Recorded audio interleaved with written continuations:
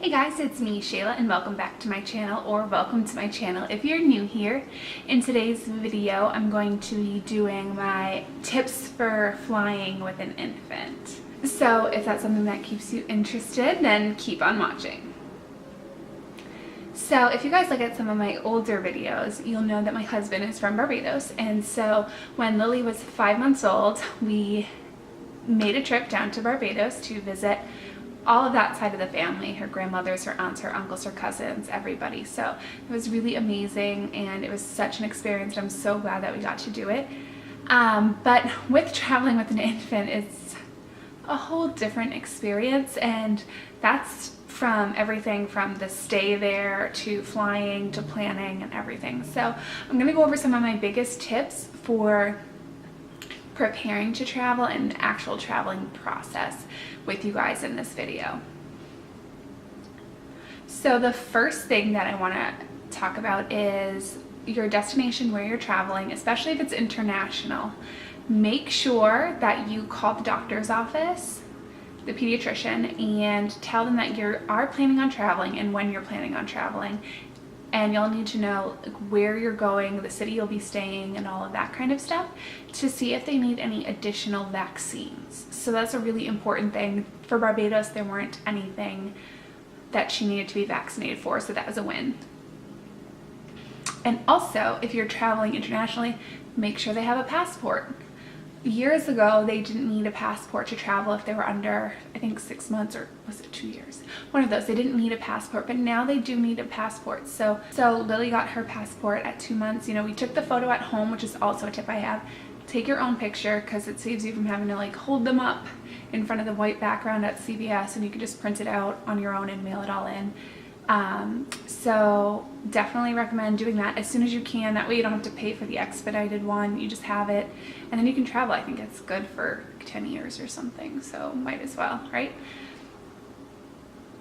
So make sure you have the necessary vaccines, or you call your pediatrician's office to make sure there aren't any. Make sure you have that passport, and then comes, okay, now booking the stay. So if you're going to be staying in a hotel, you know, call, see if they have a crib. A lot of hotels do have cribs that they can just bring up to your room, you know, or a room with 2 beds and kind of bombard them in with pillows. Our daughter Lily slept in a rock and play, so we actually brought a spare rock and play with us. We had a suitcase that was big enough to hold one when it was disassembled. So we did that. We later found out when we got there that it was missing a piece, but we made it work. There was like a little day bed in the room, and we kind of just bombarded her in with pillows, and she slept there just fine every night. But so that's something to consider. Ask if they have an extra bed, a crib, or anything like that. And if not, then, you know, either find different accommodations or figure out how to bring a pack and play or a rock and play or something like that so that they can have a place to sleep. So that's kind of preparing you for the trip, right? So now it comes to, you know, that day that you're flying. Make sure you have everything they need packed the night before. Just makes your life easier. We were on a 7 o'clock flight, which means flying internationally, you want to get there 2 hours ahead of time. So we were at the airport very early, and you know, that throws off your whole morning routine. And that throws off your whole morning routine if you have an early flight, but then you get to spend extra hours at your destination. So, you know, think of the time of the flight and see how you can kind of work that around, you know, your baby and your family time and your normal schedule. So the night before, I made sure the entire diaper bag was packed. I had 2 diaper bags, so I'd been using one beforehand, but I kept these things in my bag because it is a 5.5 hour flight from here to Barbados, so it's quite long, but it was direct, which is a blessing. So I made sure I had 2 books to read with Lily on the plane.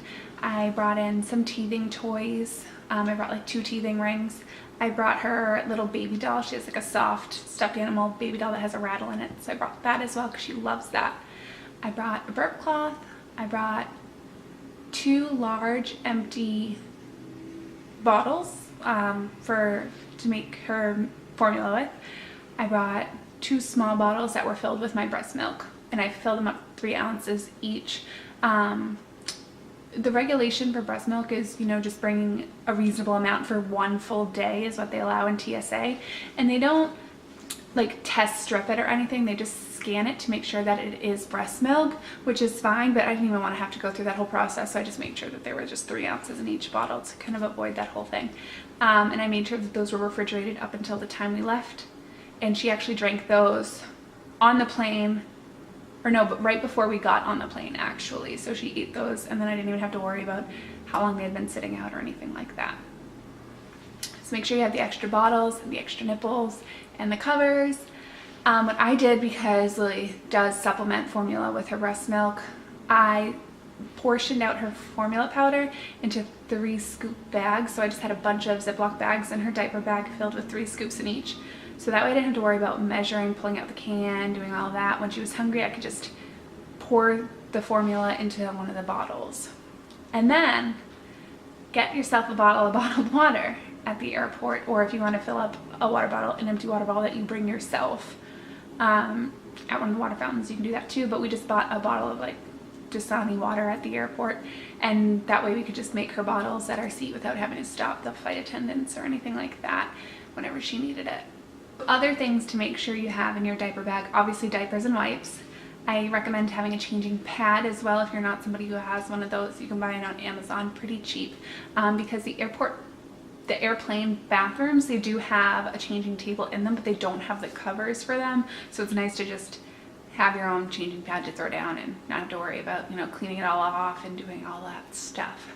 And it makes it a little bit more comfortable because it is a hard plastic changing table. So in addition to, you know, the normal diaper bag stuff, so like if they have medication or creams or anything like that, have that on hand, because God forbid you do lose your luggage or it gets misplaced and they have to ship it to your destination. Just having enough stuff to get you by for at least 24 hours. I had enough formula, diapers, wipes, to get us through like a full day, and then, you know, you can buy diapers wherever. Also have a change of clothes. That's just smart practice on a day-to-day basis, because blowouts are a real thing. So have a comfy pair of clothes, and if you're going to a destination that's a different climate than where you are, like we traveled in winter here, so we had her all bundled up, and then destination in Barbados is like 85 degrees, so we just had like a short sleeve onesie and a pair of shorts to change her into when we got there. So having a climate appropriate change of clothes, and, you know, comfy clothes for the plane. Like, you want to be comfortable when you're flying, so does baby. So definitely have that packed. So change of clothes, toys, stuff to entertain them, and then if they have pacifiers, a pacifier, because that will actually help with the ascent and descent with the ear popping. Having something to suck on, actually, like we would chew gum or something like that. That helps them avoid that whole painful ear popping experience. So I definitely recommend that if pacifiers are something that they use. If not, you can always nurse or bottle feed them on the ascent and descent to avoid that whole ear popping experience, because that can be pretty painful for a baby and they can't tell you what's wrong. I recommend a little baby first aid kit, having that in your diaper bag as well. There's some Tylenol, you know, nail clippers, little band-aids, stuff like that, just in case, you know, better safe than sorry, especially in a place where, you know, you might not know where everything is. Like baby Tylenol might not be at your hotel like they would have like ibuprofen. So having that with you is just so important, and just takes just like that scary thought of, okay, what if something does happen? Not like you'd ever want that. And then also your vitamin D supplements, bringing a bottle of those with you, because they do need that every day. So that's kind of what we had in the diaper bag, in addition to one other very important thing that came in such handy. We have these they're a little package of wipes that I grabbed at Target for, I think it was like $3 or something. And they're Arm & Hammer sanitizing wipes for pacifiers. And I cannot tell you, I think I went through the whole package, just wiping off the pacifier if she dropped it. I had a backup pacifier, but those both got dropped in a matter of 5 minutes. And then wiping off her teething toys and stuff she would definitely be putting in her mouth, because you don't want to like Clorox wipe those. Clorox wipes are another good thing to bring with you if you just throw a bunch in a Ziploc bag. That way you can wipe the seat down and all that, because you're going to be touching stuff and putting their hands in their mouth. Just to be careful. Little bottle of hand sanitizer. Those are things I always have in the diaper bag anyways, but I do recommend for sure. In addition to a blanket and a burp rag, of course. Burp rag, important everywhere. But the blanket was extra helpful on our flight because we made the decision to fly Mint on JetBlue, which is their first class. So we had a lot of floor space, and so we actually spread out one of the blankets that they give you and then her little muslin blanket on top, and she laid on the ground actually on those blankets and played for a good hour of the flight. So that's another tip. If you can get even more space seating with like more leg room, or if you know, if it's in your budget or it makes sense to do, upgrade your seats, and that way like they can lay on the ground and play a little bit, and it makes your biceps hurt a little less for the flight. So definitely recommend that as well. So all airlines have their own rules, but I think the general consensus on flying with infants is that they're permitted their diaper bag and a stroller car seat. Lily has the travel system from Evenflo, and that the car seat clips onto the base of the car, like the car seat base in the car, and then it clips onto a stroller as well. So we clipped it onto the stroller for walking through the airport. Logan's a pretty big airport here in Boston, so it was helpful to have that rather than having to, you know, either hold her or carry the car seat on your arm. And you can gate check the stroller and the car seat, so I definitely recommend that. Get a gate check bag. That's what I did. I'll link the ones I got below. The one for the stroller actually fit her stroller and her car seat in it, so I really could have done with just that. But the stroller bag that I'll link can fit a double wide stroller easily.